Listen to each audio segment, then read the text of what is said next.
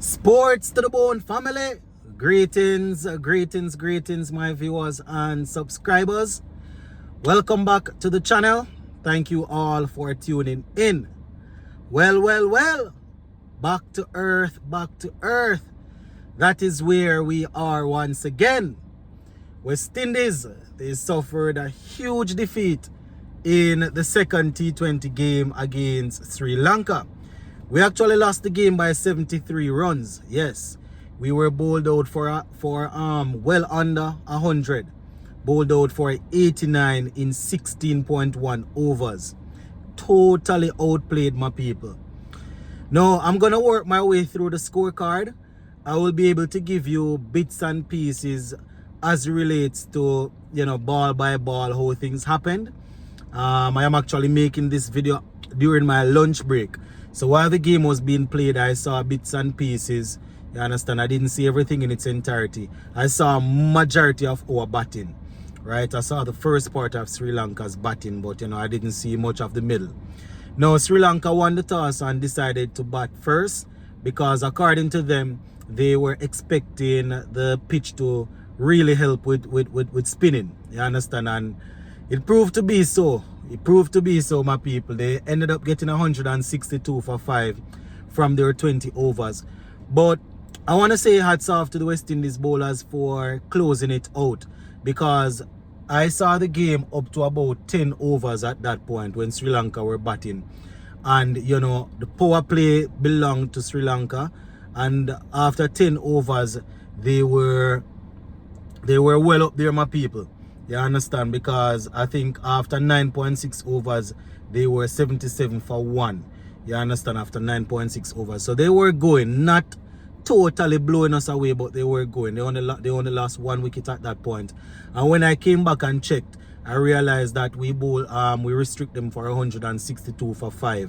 So overall, it's not the worst where the bowling is concerned. We got off to a poor start with the ball, but at least the bowlers were able to tighten it up in the back end, it would seem.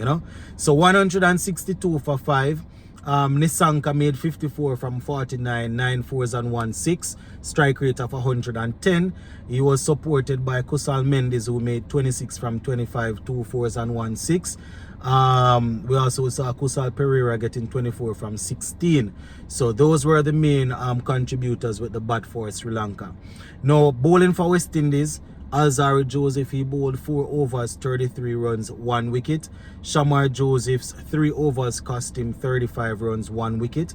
Gudikish Moti was brilliant. Didn't pick up any wicket, but he bowled 4 economical overs. 4 overs, 13 runs. Ramar Shepherd 3 overs, 23 runs, 2 wickets. Very good. Shamar Springer 2 overs, 24 runs, 1 wicket. Raston Chase 4 economical overs, 24 runs. You understand? We have to say hats off to the bowlers for bringing it back. Shamar, especially Shamar Springer, he was the one that gave us the breakthrough when he got rid of Kusal Mendes.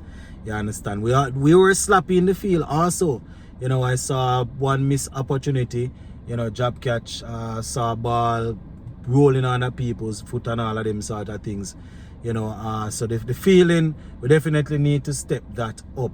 But all in all, the bowling didn't, I won't knock the bowlers. As I said, I didn't see how they finished off the last 10 overs, but based on the score here, it's not the worst thing, you understand? Power play could have been better for us, but I just saw the thing said. Anyways, when it was time for us to chase, our batsmen went out there and they were totally bamboozled by the spin. You understand? Sri Lanka decided that they were going to go with spinners up front. Brandon King, for some reason, decided he was going to just swing across the line for everything. Obviously, we know that the bowlers know that his strength is through the offside, but the way in which he was swinging against across the line, my people. As I said, at this time I was in my office. I was looking at it, doing some stuff, and almost every shot I see was across the line. What didn't go across the line, what didn't end up go across the line, he ran down the track took outer edge. Think one of them took the outer edge and went down for 4. That's the 4 that he scored. You understand? Until he eventually ran past one and was removed, stumped. You understand? Evan Lewis 7 from 13. He was also struggling. Tried to sweep one and was removed. Andre Fletcher 4 from 11. You know, being clueless to the spin as usual. You understand? He did some work in the CPL, got back in the squad. For some reason, the coach thought it was a good idea to remove Shea Hope, who is a good player of spin. Brought in Fletcher, and you know, you would have to see the clips, my people. He wasn't comfortable until he made he played a sweep shot. They always say when in doubt, sweep, and that's basically what he did, and you know, got out caught. Raston Chase, playing away from his body, was removed without scoring. Sheffield Rutherford was there for a little time, trying to rescue things. Didn't work out though. 14 from 16. Goody Kishmoti 4.